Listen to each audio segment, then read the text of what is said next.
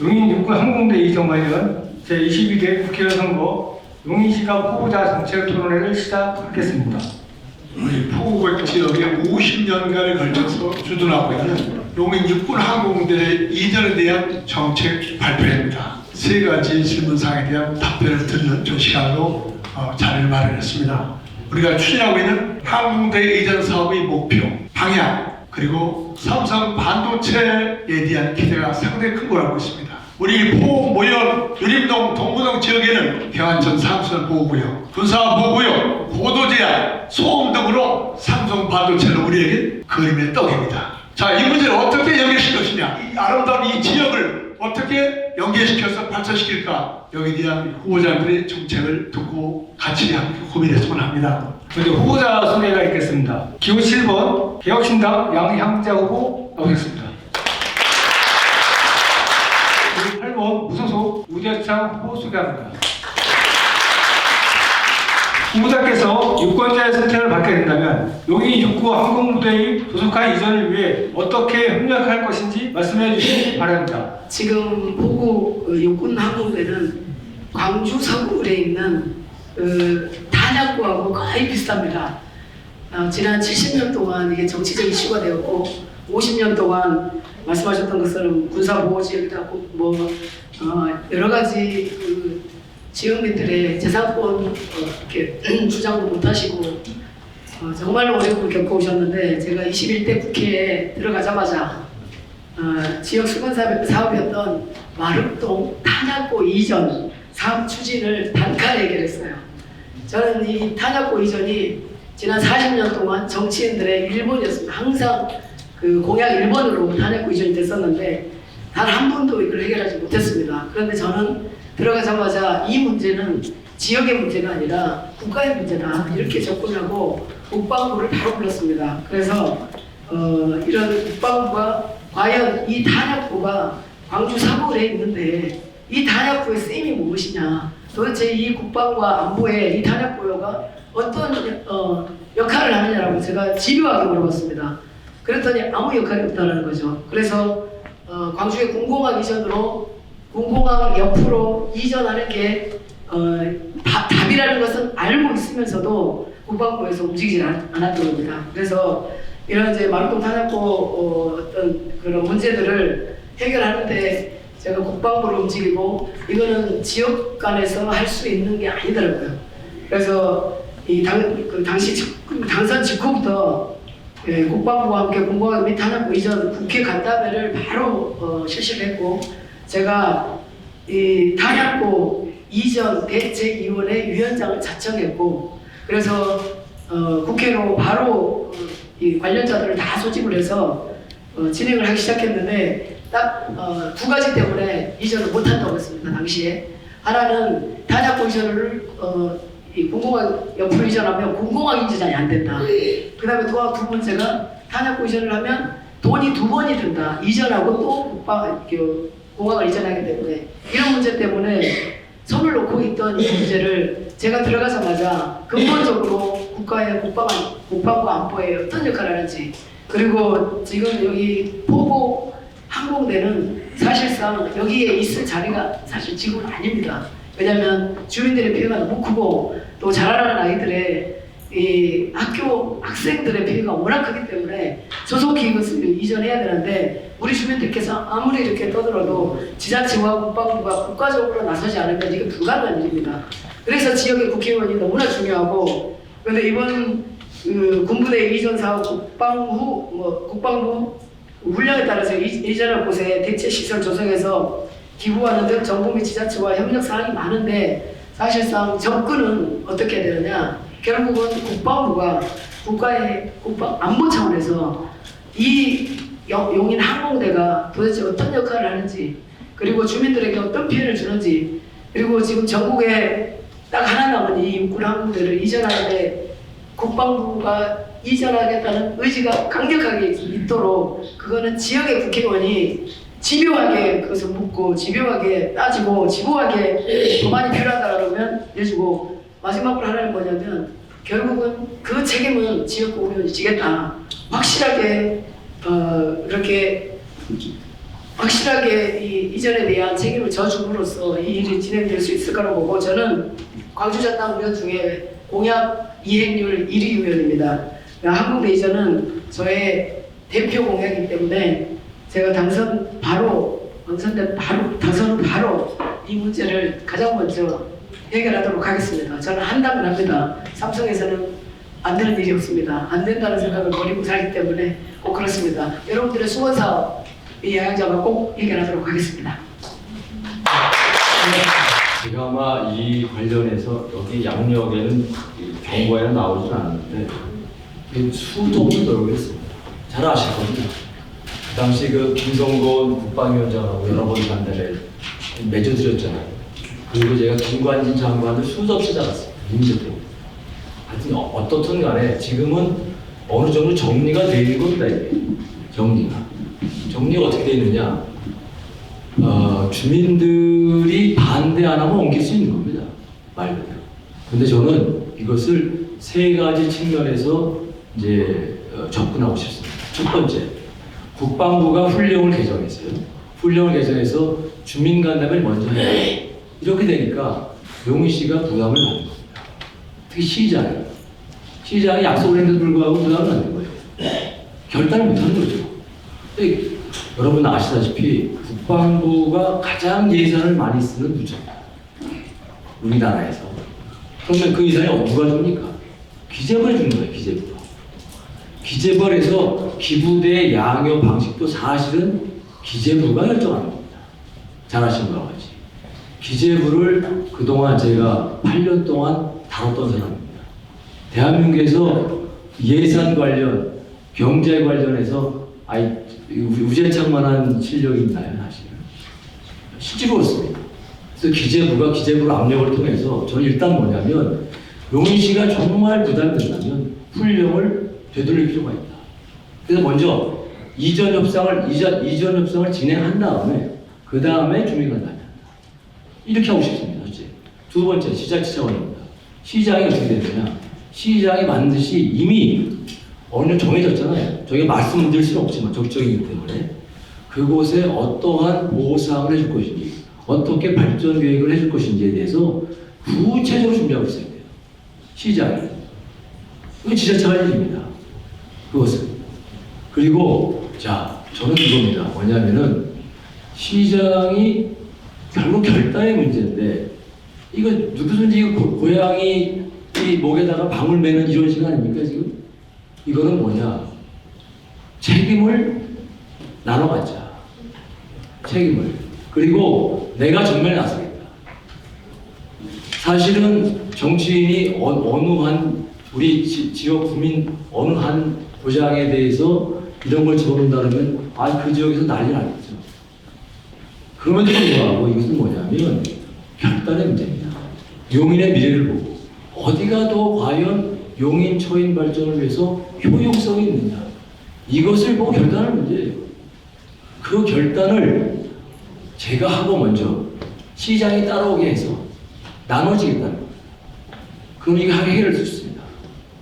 근데 뭐냐면 어떻든 간에 주민간담회가 제일 중요한 문제 같은데 주민간담회에 대해서도 제가 전면 나서겠습니다.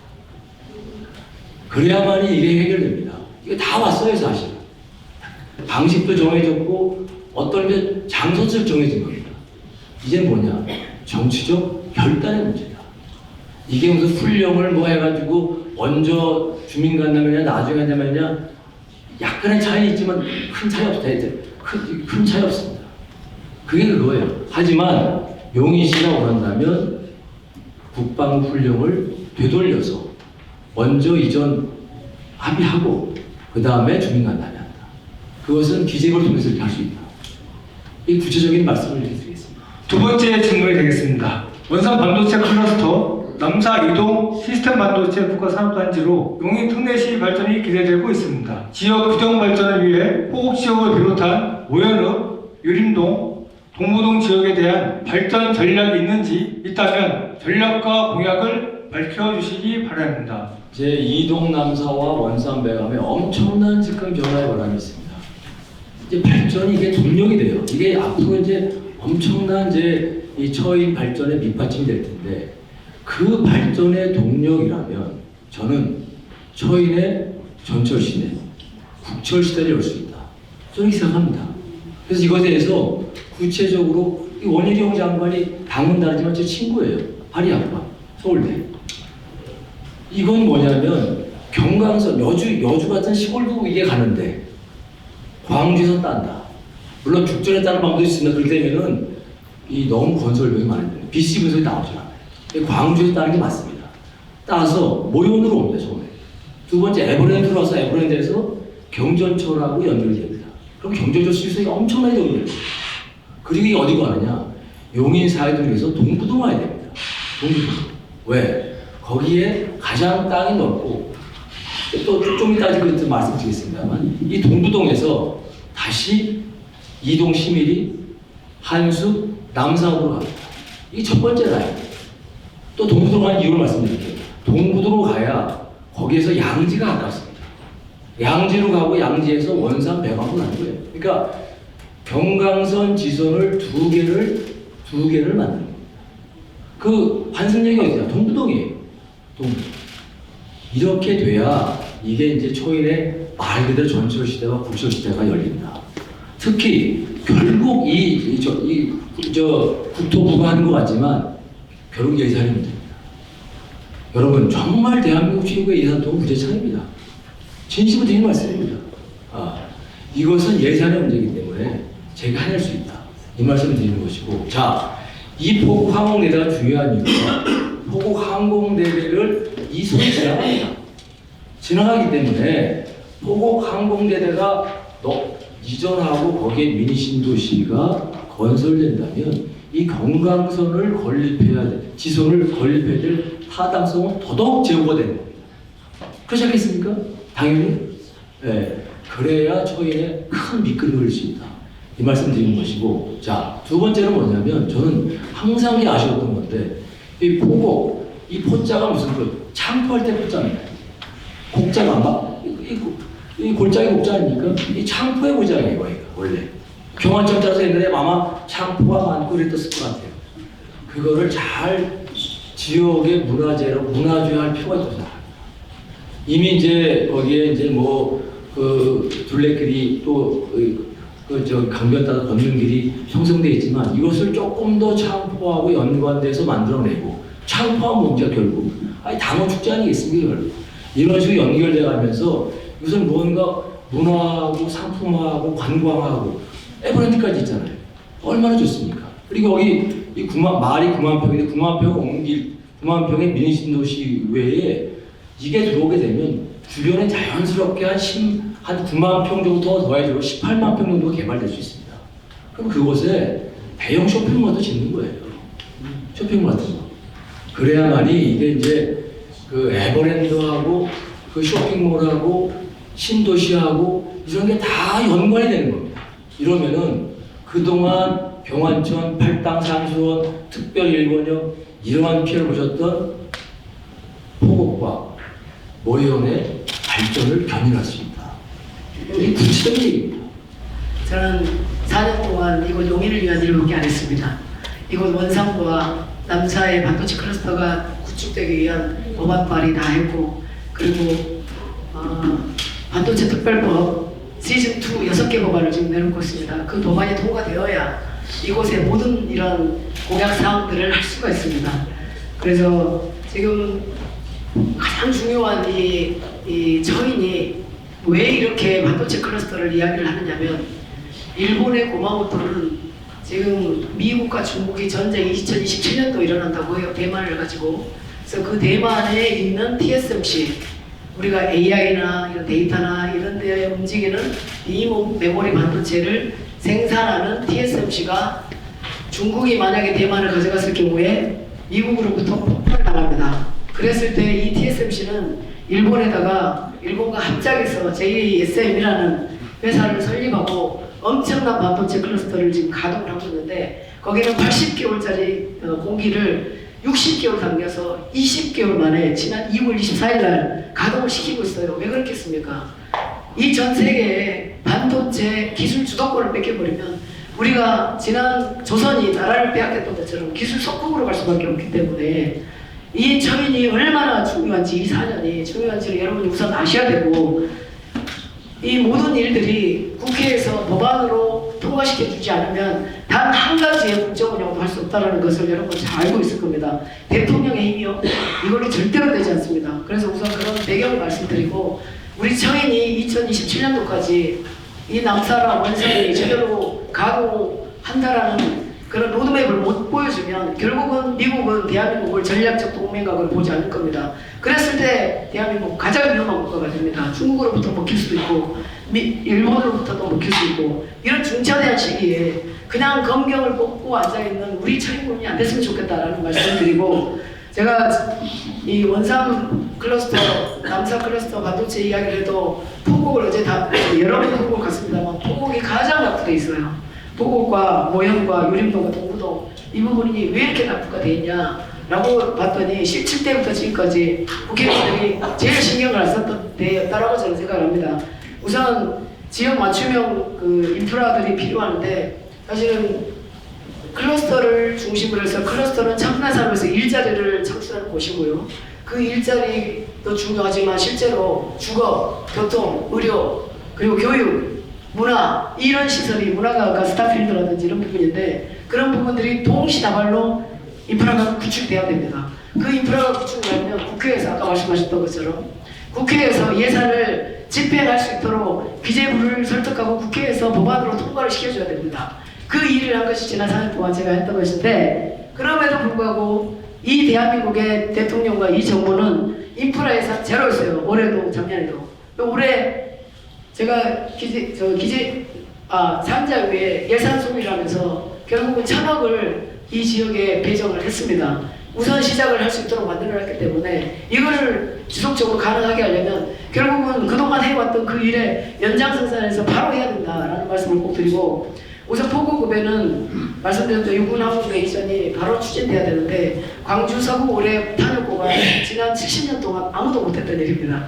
근데 여기가 들어가자마자 3개월 만에 거의 완성돼서 지금 내년 2025년이면 거의 되어가고 있고요. 근데 여기에는 아시다시피 에버랜드가 있고, 제가 30년 동안 육성되었던 인재개발을 중심으로 에버랜드도 있는데, 그런 리조트 쇼핑몰 유치로 관광단지가 생기면 좋은데, 뭐가 문제냐면 포곡을 가보면 머무를 수 있는 호텔이 하나가 없어요. 컨벤션이 하나가 없습니다.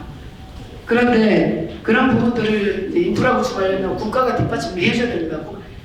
국가가 뒷받침을 해주려면 결국은 이 지역에 세수가 거쳐야 되지 않습니까? 화성 보세요. 화성 삼성 반도체, 여기 기흥 보세요. 기흥 삼성 반도체. 얼마나 세수가 많이 거칩니까? 그런 세수가 거쳐야 기재부가 이쪽에 예산을 배정할 수 있는 것이고, 그 예산에 따라서 뭐 국도 45선은 신혼아파트 사거리 진입 뭐 이렇게 확장한 그런 도로 확장안이라든지, 그리고 여기는 이제 원삼과 남사가 생기면 이쪽은 전장 반도체 연구단지가 필요합니다.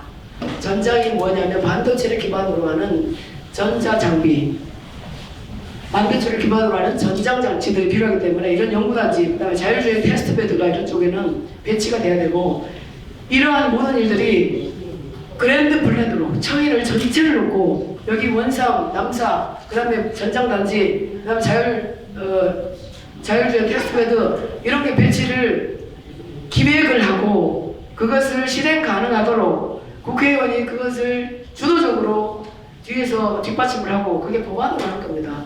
그런 일을 할 수 있는 사람은 글로벌 기업에서 그런 일을 했던 사람이 가장 잘합니다. 그래서 저는 그런 말씀드리고, 모현읍에는 지금 모현고등학교도 없어요. 아이들이 너무나 열악한 상황에서 공부를 하고 있는데 꿈이 없더라고요. 이 아이들 어제 저도 돌아다니면서 그냥 유튜버가 되겠다 뭐 이런 꿈을 얘기해서 제 가슴이 너무나 아팠습니다만, 이런 교육기관이 너무나 부족한 데가 물론이고, 경강성 노선은 너무나 많은 분들이 다 얘기했고, 도시가스 공급지역 확대하고 보조금 지급하는 거 다 똑같습니다.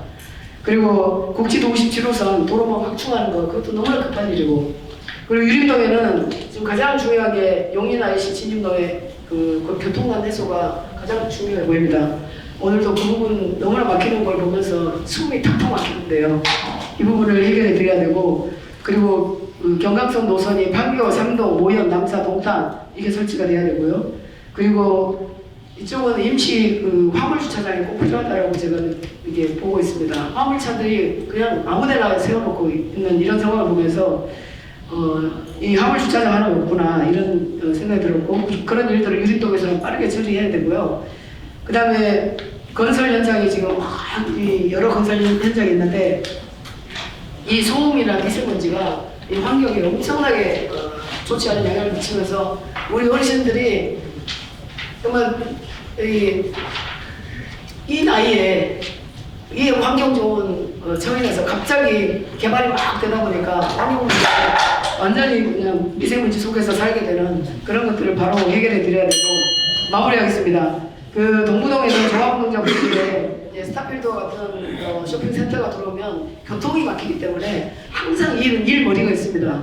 이게 들어온다는 걸 먼저 얘기하는 것이 아니라 어떻게 인프라를 조성을 해놓고 교통, 그 다음에 진입로, 그 다음에 주거가 형태가 어떤지 그런 것들 다 계획하고 이게 들어와야 되기 때문에 그런 계획을 제가 하고 있다라고 말씀드리고요. 57번, 57, 45번 국도확장, 진입로 확충은 어디나 또 마찬가지로 동부동에서 중요하고, 마무리해 주시기 바랍니다. 네, 그리고 노후학교들 현대화해야 되고 수면공원 조성하는 것도 동시에 진행을 해야 되는 중요한 일입니다. 감사합니다.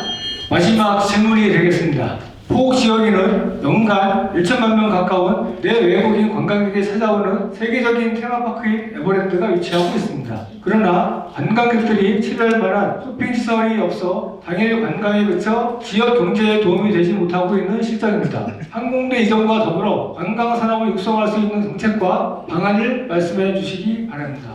용인 항공대 부분을 면밀히 좀 들여다봤습니다. 근데 말씀하신 것처럼 포국 지역에 대한민국의 자랑인, 아시아의 자랑인 에버랜드가 있습니다. 근데 에버랜드가 있음에도 불구하고 저도 그 에버랜드를 정말 아이들 키우면서 많이 왔다 갔다 오고, 이거 용인 사람으로서도 포국을 정말 많이 왔다 갔다 했는데, 포국에는 이런 에버랜드의 그런 성장세에도 불구하고 포국민이 누리고 있는 건 아무것도 없더라고요.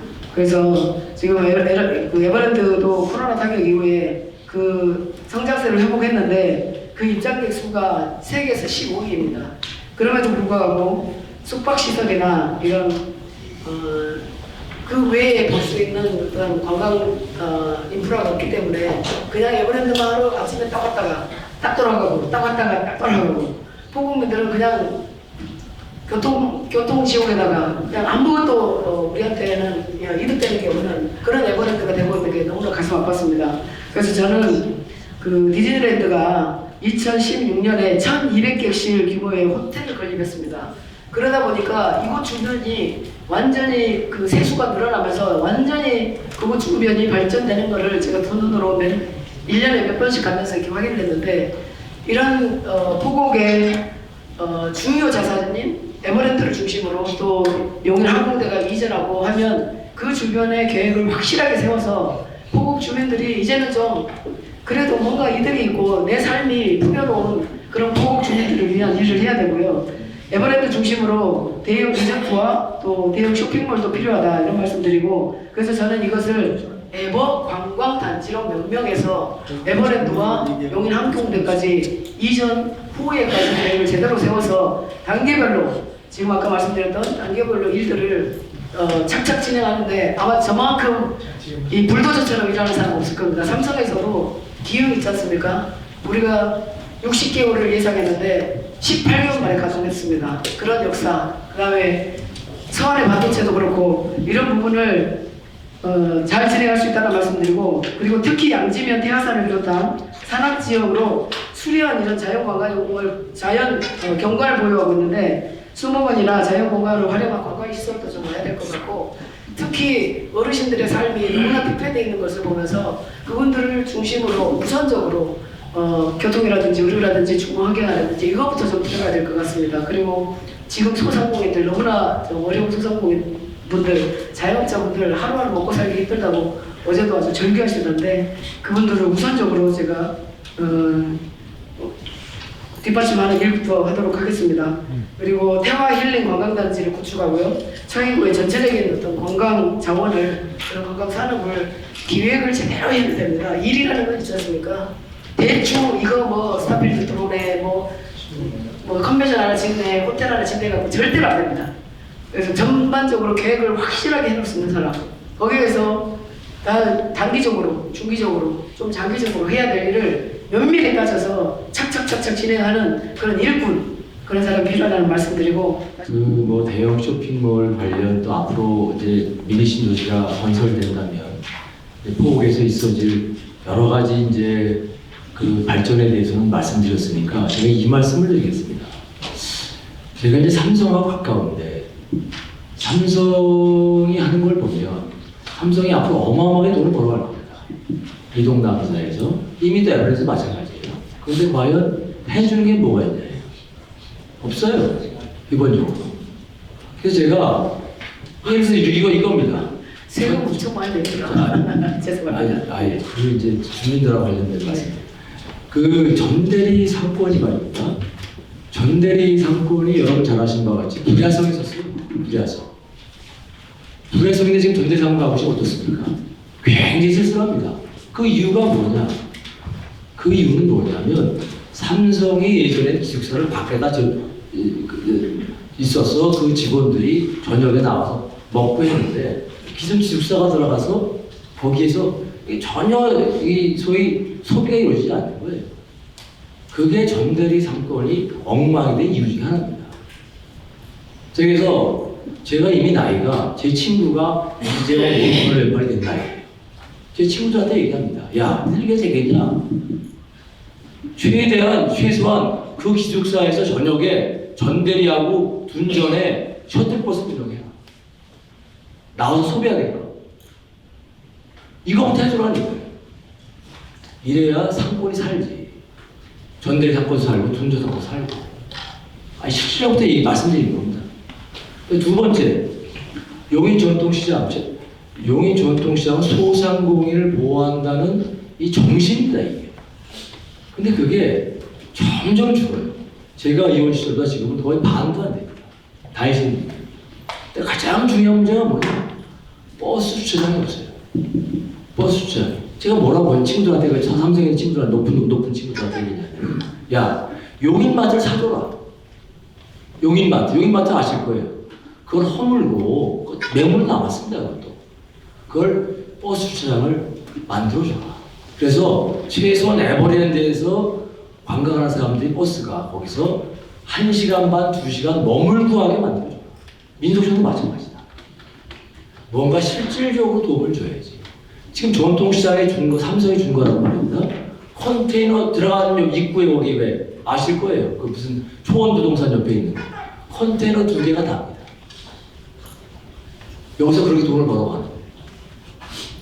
이거는 잘못된 거다. 잘못된 거다. 이 말씀 드립니다. 그래서 이게 뭐냐면 삼성 에버랜드 역을 만들어줬잖아요. 에버랜드 역을.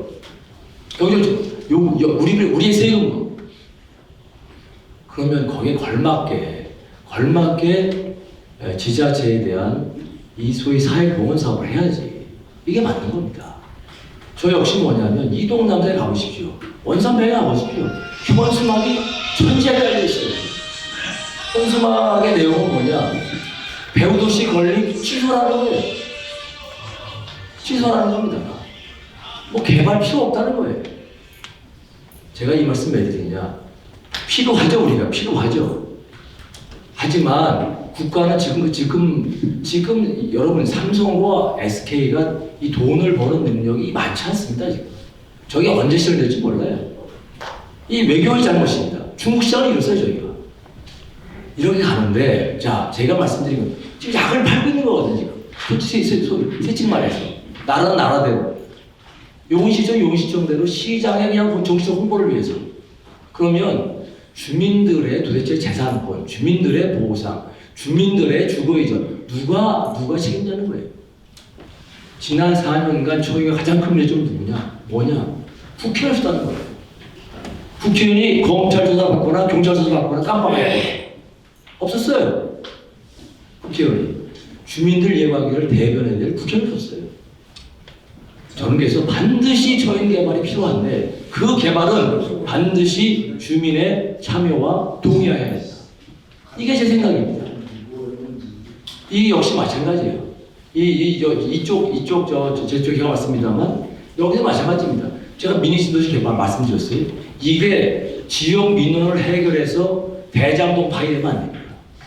절대 안 돼요. 이거는 100% 고용 개발을 가야 된다. 투명하게. 그래야만이 문제가 없고, 그래야만이 이것에 대해서는 뭐냐. 정말 포곡의 그 넓은 미래를 이게 기약할 수 있는 것이지, 이거 주먹구구식으로 해서 몇몇 단체가 해서 이거 뭐 해서 뭐 하는 식으로 절대 안 됩니다. 그건 제가 말씀드린 거예요. 그래서 이 모든 것이 뭐냐면 주민들, 여러분들의 의견이 되게 굉장히 중요한 거예요. 기존 주민이 소외당하고 기존 주민이 무시당한다면 그 개발이 발전이 무슨 소리 있겠습니까? 아니거든요.